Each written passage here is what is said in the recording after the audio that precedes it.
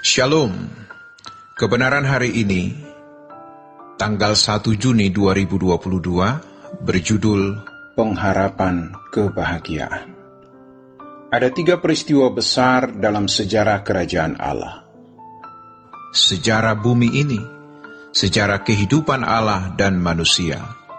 Yang pertama, pemberontakan Lucifer, pemberontakan kerub atau kerubim yang Alkitab sebut sebagai Hillel bin Sakar.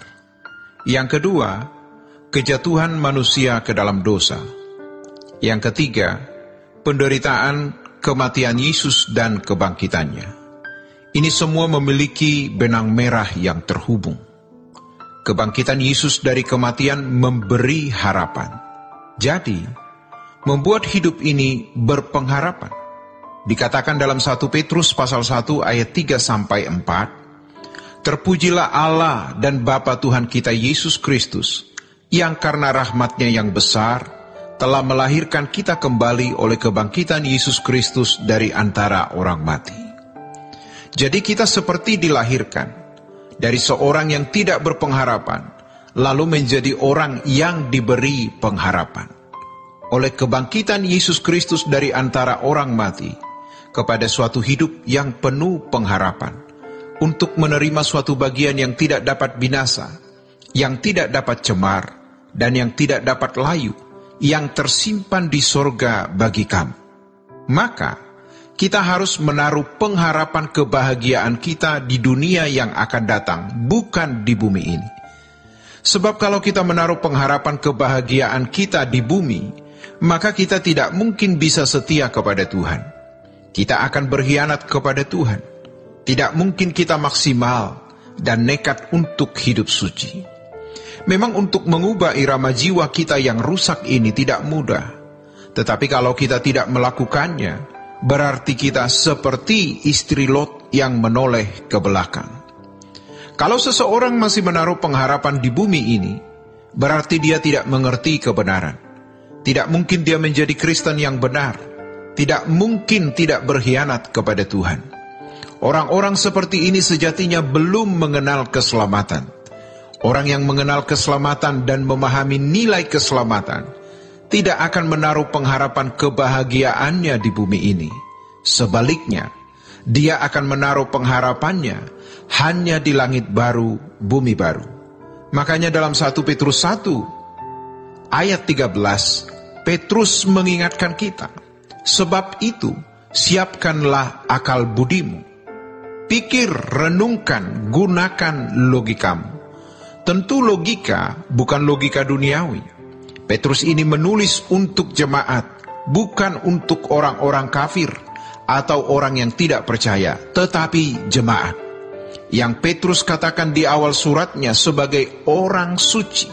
Selanjutnya, waspadalah.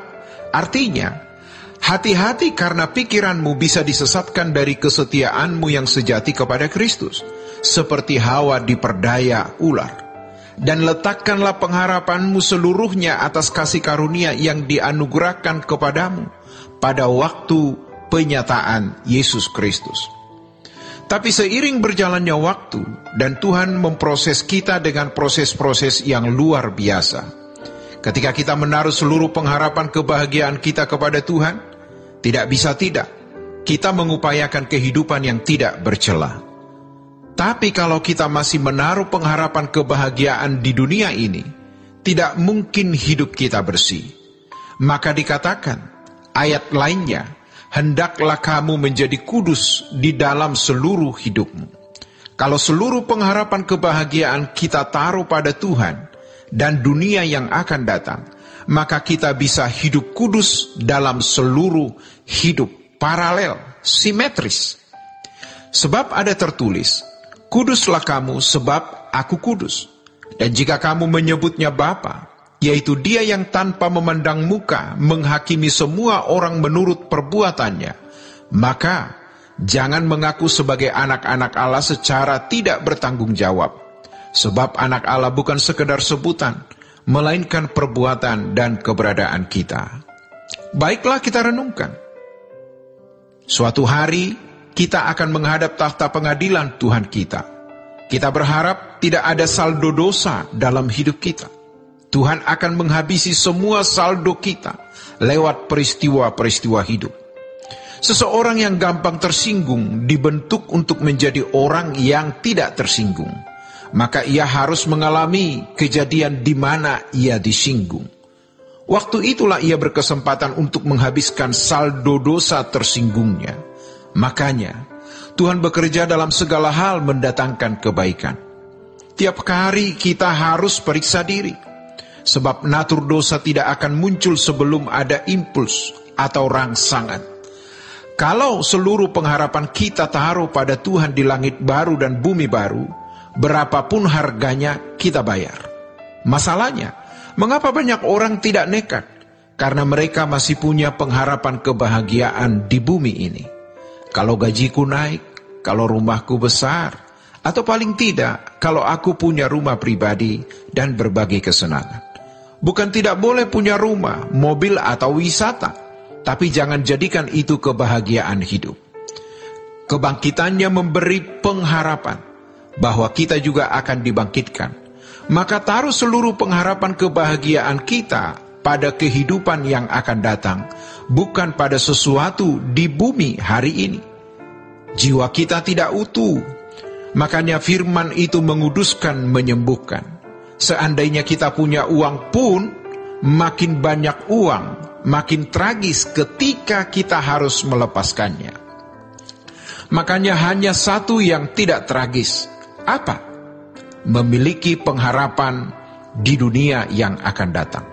Sebab kamu tahu bahwa kamu telah ditebus dari cara hidupmu yang sia-sia, yang kamu warisi dari nenek moyangmu itu, bukan dengan barang yang panah, bukan pula dengan perak atau emas, melainkan dengan darah yang mahal, yaitu darah Kristus yang sama seperti darah anak domba yang tak bernoda dan tak bercacat.